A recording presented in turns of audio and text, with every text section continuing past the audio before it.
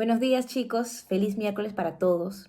Hoy vamos a meditar en el último capítulo del libro de Segunda de Corintios. Así que trae tu Biblia y busca Segunda de Corintios capítulo 13. Y antes de empezar vamos a pedirle al Señor su dirección en oración. Así que acompáñame a orar. Padre bendito, Señor, gracias te damos por este nuevo día que nos regalas, Señor. Gracias porque nos has cuidado en el descanso y permites que esta mañana podamos meditar en tu palabra. Pedimos, Señor, que tu Espíritu sea quien nos enseñe, nos guíe, nos muestre, Señor, qué cosas hay en nuestra vida que estamos haciendo, que necesitan un cambio, necesitan que te confesemos, que nos arrepintamos, que arreglemos, Señor, para estar a cuentas contigo y que podamos corregir también nuestra conducta y ser cada vez más agradable delante de tus ojos, Señor. Bendice a mis hermanos y bendice también tu palabra que esta mañana podemos compartir juntos. En el nombre de Jesús, amén. Muy bien, les invito a abrir sus Biblias en 2 Corintios, capítulo 13. Hoy vamos a ver desde el versículo 1 hasta el versículo 4. Voy a leer. Dice: Esta es la tercera vez que voy a vosotros por boca de 2 o de 3 testigos. Por boca de 2 o 3 testigos se decidirá todo asunto. He dicho antes y ahora digo otra vez como si estuviera presente, y ahora ausente lo escribo a los que antes pecaron y a todos los demás, que si voy otra vez no seré indulgente, pues buscáis una prueba de que habla Cristo en mí, el cual no es débil para con vosotros, sino que es poderoso en vosotros. Porque aunque fue crucificado en debilidad, vive por el poder de Dios, pues también nosotros somos débiles en él, pero viviremos con él por el poder de Dios para con vosotros. Pablo inicia este capítulo hablando, bueno, ya desde versículos atrás estaba anunciando que iba a regresar, iba a visitar la iglesia por tercera vez, pero si se dan cuenta en este versículo, en el primero, habla de que esta vez va a buscar 2 o 3 testigos para poder decidir tomar, asumo estas exhortaciones de las que viene ya contando en versículos atrás que necesitaba hacer, pero esta vez lo va a hacer con testigos. Y, y bueno, dice que va a venir a resolver estos asuntos de los que antes pecaron, en el versículo 2, y a los demás, a los que seguirán pecando, y no va a ser indulgente, es decir, él va a ir y va a exhortar y lo va a hacer con firmeza, con estos testigos, y va a tratar de resolver esto y animarles a que dejen esos pecados que ya hemos estado meditando en los devocionales pasados y en las clases también, ya lo saben. Entonces, todo esto es la intención que tiene Pablo de hacer para el versículo 3.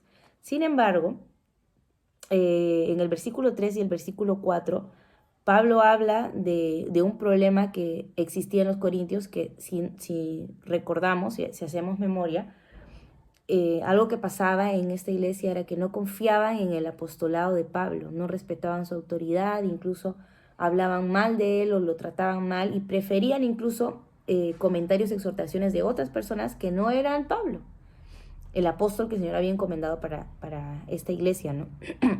Entonces, por eso Pablo en el versículo 3 dice, pues buscáis una prueba de que habla Cristo en mí.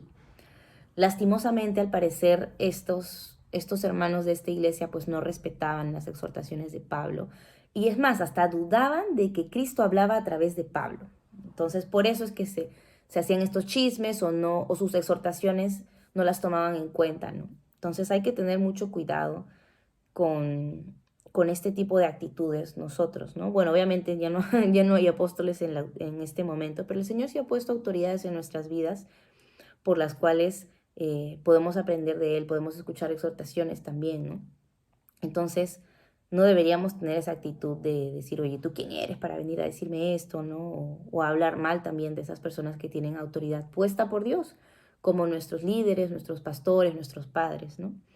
Y acá Pablo nos da a entender cuando menciona la segunda parte y dice, el cual no es débil para con vosotros, sino que es poderoso en vosotros, y habla de debilidad y utiliza este adjetivo dándonos a entender que tal vez esto era lo que los corintios hablaban de él, ¿no? ¿No? Este Pablo que es débil en tal cosa, seguro habrían chequeado ciertas cosas en Pablo que al parecer no le gustaban o de repente no sé, su manera de hablar, sus palabras o cómo se veía, qué sé yo.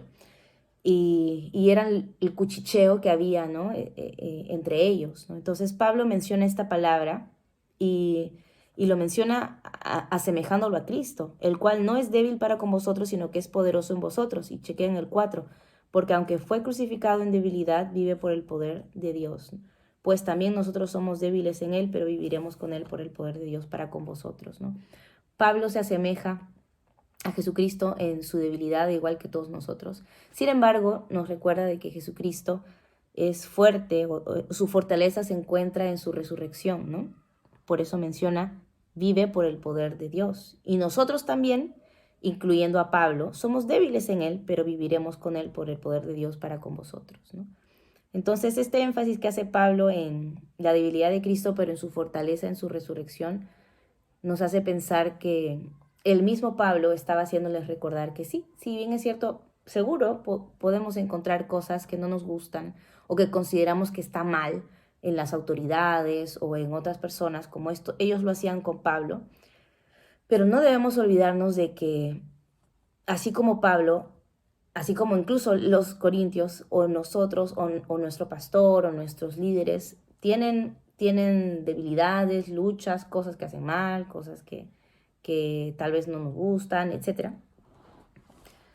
De la misma manera como Pablo lo menciona en Jesucristo, nuestra fortaleza está en Él, ¿no? Y también viviremos con Él por el poder de Dios para con vosotros. Así cierra Pablo estos versículos, ¿no? Entonces, creo que antes de tener esta actitud de juzgar o de hacer un comentario de alguien en general, no necesariamente alguien con un puesto con autoridad, tenemos que recordar que sí, somos humanos y vamos a tener cosas que cambiar, cosas que el Señor va a tener que seguir perfeccionando en nuestras vidas, ¿no? Es aquellas debilidades, para utilizar este mismo lenguaje. Sin embargo, el Señor ha prometido santificar a los suyos, ¿no? Entonces, no caigamos en esto que hacía la iglesia de Corintios, de hablar mal de Pablo, de no confiar en lo que Pablo, en el mensaje que Pablo traía de exhortación para ellos, sino esperemos y confiemos que el Señor va a fortalecerlos también a estos hermanos, ¿no? Y también poco a poco van a ir corrigiendo aquellas cosas que al Señor no le agradan, ¿no? Nuestros líderes, nuestros pastores, nuestros papás, nuestros hermanos en la fe, todos estamos en la carrera de la fe, todos estamos en el proceso de la santificación, pero el Señor promete eh, santificarnos hasta el día de Jesucristo. Esa es su promesa y hay que tener confianza en que eso va a pasar, al igual que lo hace contigo también, ¿no? Entonces, confiemos en ese poder que tiene el Señor, ese poder transformador para con las personas, ese mismo poder que levantó a Jesucristo de los muertos, ¿no? Y no caigamos en estos pecados recurrentes que hacían los corintios, ¿no? Eh, y bueno, meditemos en eso en nuestras vidas, si estamos fallando en eso. Recordemos nosotros mismos nuestros pecados, nuestras debilidades, y si hay cosas que confesarle al Señor, aprovechemos este día, hay que hacerlo.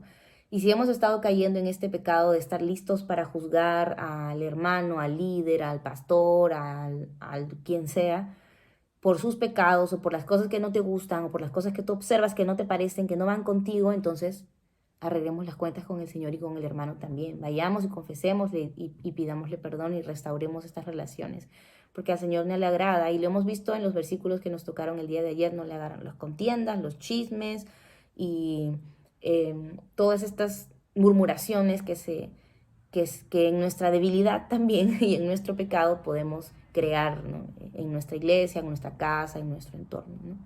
Oremos porque nosotros mismos corrijamos esa conducta si la tenemos.